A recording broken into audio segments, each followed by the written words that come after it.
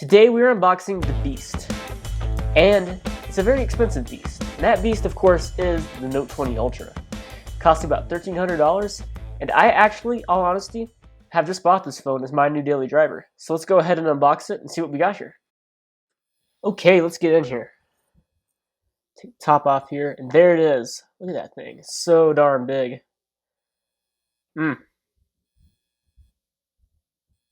Just look how big that thing is. It's crazy. Take the plastic off here. Some more plastic. Feels good though. This has the new Razer Victus glass, so we'll see how that works. There's a 25-watt charger, Type C to Type C, which is kind of cool. Kind of impractical because most stuff is Type A, but you know, it's kind of cool. Type C to Type C cable.